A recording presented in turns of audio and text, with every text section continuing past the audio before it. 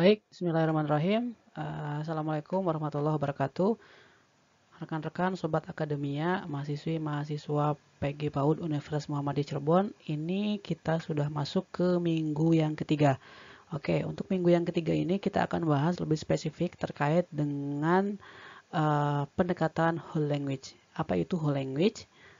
Nah, hari ini kita akan bahas. Jadi tujuan rekan-rekan mahasiswa untuk belajar topik ini adalah yang pertama, mahasiswa dapat mengerti atau memahami pengertian dari whole language. Kemudian yang kedua, mahasiswa juga mampu memahami terkait dengan prinsip-prinsip whole language. Baik, tidak berlama lagi, mari kita bahas di slide berikutnya. Oke, sebenarnya apa sih itu whole language? Nah, whole language adalah sebuah pendekatan, filosofi, kerangka kerja, teori, sebuah cara pandang, tapi bukan sebuah program mengajarkan cara membaca. Oke, jadi whole language ini bisa diartikan kalau kita ngelihat dari susunan katanya adalah whole dan language. Whole itu berarti keseluruhan, language adalah bahasa. Artinya bahasa secara utuh. Ya, jadi bahasa secara keseluruhan di mana whole language ini adalah mengkondisikan agar anak-anak belajar sesuatu hal secara keseluruhan.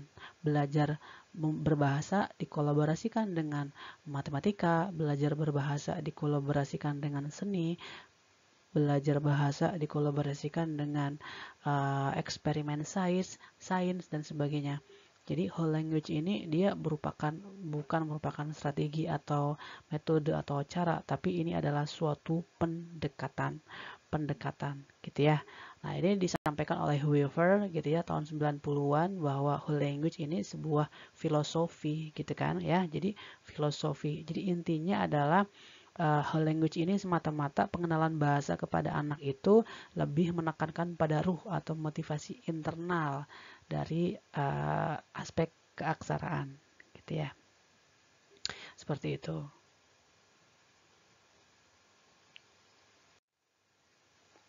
Oke, kita lanjut ke slide berikutnya. Oke, sebelum kita ngebahas lebih detail tentang prinsip-prinsip dan juga contoh-contoh lain dari whole language, penerapan whole language, yuk kita jawab dulu deh. Sebenarnya pernah nggak sih bahwa kalian itu berinteraksi dengan anak? Tentu pernah kan. Kalau kita interaksi dengan anak, tentunya ada berbagai macam pengalaman atau cerita yang unik, gitu kan. Oke, pada saat kita berinteraksi dengan anak, kita menemukan hal-hal yang baru yang di luar dari prediksi kita. Tiba-tiba anak muncul kreatifnya, tiba-tiba anak muncul idenya, yang itu kadang-kadang membuat kita kaget, gitu ya. Nah, pada saat perkembangan bahasa pun tentunya kadang-kadang kapan ini anak belajar? Kok tiba-tiba bisa sih? Kok tiba-tiba anak tahu bahasa ini? Kok tiba-tiba anak menyebutkan kata ini? Itu tentu berdasarkan hasil interaksi dengan anak menunjukkan atau menemukan hal-hal yang seru. Kemudian, pernah nggak sih kalian proses pembelajaran bahasa yang sudah kita lakukan? Bagaimana sih kita mengajarkan bahasa kepada anak itu? Apakah dengan mendrillnya, apakah dengan cara memaksanya, atau mungkin secara keseharian kita bertanya, anak menjawab dan sebagainya, atau bagaimana? Kemudian, apakah kita mengajarkan anak-anak itu menyalin huruf demi huruf pada selembar kertas, atau bagaimana nih? Nah, mungkin kalian sudah pernah jadi guru, punya pengalaman-pengalaman itu. Atau apakah kita sudah membacakan cerita pada anak setiap hari? Nah, pentingnya membacakan cerita pada anak ini memang sangat powerful gitu kan untuk bisa menerapkan prinsip dari whole language. Kemudian apakah kita punya buku khusus untuk latihan membaca anak yang terdiri sekian level? Mungkin kalau kita ngelihat jilid 1, jilid 2, jilid 3, bacalah 1, bacalah 2, apakah kita punya buku itu? Kemudian, apakah kita sudah mengajak anak mengenali tulisan pada buku, katalog belanja, atau merek-merek dagang? Mungkin kita menemukan tulisan-tulisan pada brosur, pada kotak susu. Apakah kita sudah mengajak anak untuk coba apa ya ini ya, huruf apa ya, gitu kan? Kira-kira ini bacanya apa ya? Atau bagaimana?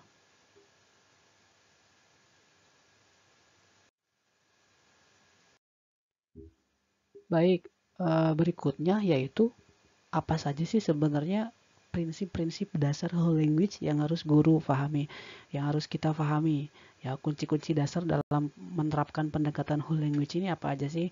Baik, yang pertama, kunci dasar dari prinsip whole language adalah immersion. Artinya apa? Artinya bahwa mencelupkan anak dalam lingkungan yang kaya akan bacaan. Dijelaskan bahwa yang namanya whole language itu berarti dia berbahasa, mengajarkan berbahasa kepada anak itu secara utuh, secara menyeluruh.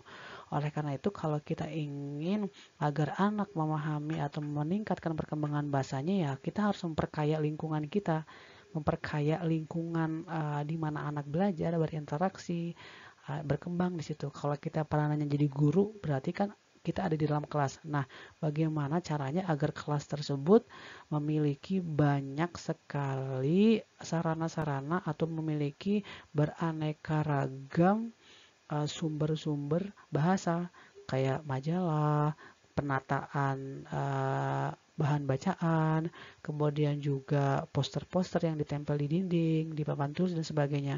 Itu merupakan penerapan dari whole language. Tidak hanya dari sumber-sumber bacaan ataupun sumber-sumber literasi berbahasa, tapi juga terkait dengan penataan lingkungan bermain. Ya, dengan cara kita memilih lemari, memilih tempat-tempat bukunya seperti apa, itu pun sama. Adalah dengan tujuan agar anak memiliki kesempatan untuk belajar bahasa secara menyeluruh. Nah, yang kedua adalah prinsip whole language adalah demonstration, bahwa anak belajar melalui contoh. Nah, seperti kita ketahui bahwa yang namanya anak kan dia peniru ulung gitu kan, imitator ulung. Oleh karena itu, semakin guru sering memberikan contoh berbahasa yang baik kepada anak, itu akan semakin anak menirukannya. Expectation, anak belajar dan berkembang sesuai dengan level perkembangannya. Ya, jadi ini jelas gitu ya, bahwa kita mengajarkan berbahasa kepada anak itu tentu tidak sama halnya kita mengajarkan berbahasa kepada orang dewasa.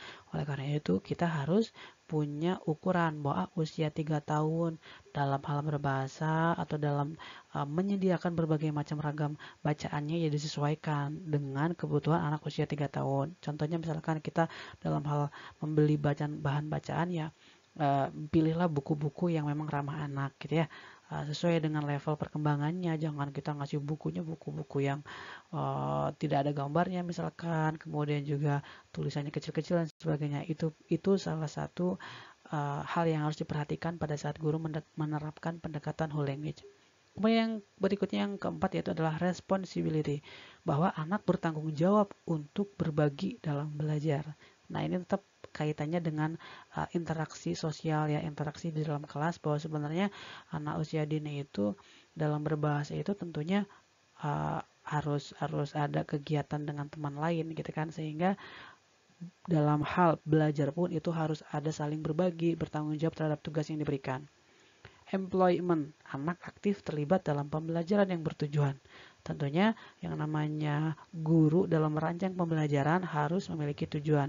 Dalam hal bermain pun itu harus yang bertujuan, gitu kan? Jadi tidak hanya asal bermain, gitu kan? Anak terlibat aktif, bereksperimen dan sebagainya, itu pun harus dengan memiliki tujuan.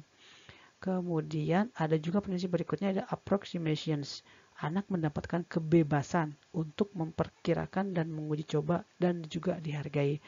Nah, jadi whole language ini tetap harus ada bentuk praktek atau bentuk eksperimen secara real gitu ya. Anak banyak dilibatkan untuk atau diberikan kesempatan untuk melatih bahasanya mereka, baik itu bahasa lisan maupun bahasa tulisan, verbal ataupun non-verbal. Kita kan diberi kesempatan berbagai macam kegiatan untuk mengkomunikasikan, kemudian untuk kalau anak yang baru menulis itu ya kita berikan memaksimalkan motorik halusnya dulu dengan cara mencoret-coret awal dulu dan sebagainya. Itu pun sama adalah salah satu prinsip atau kunci dasar dari prinsip whole language. Dan terakhir adalah feedback atau response.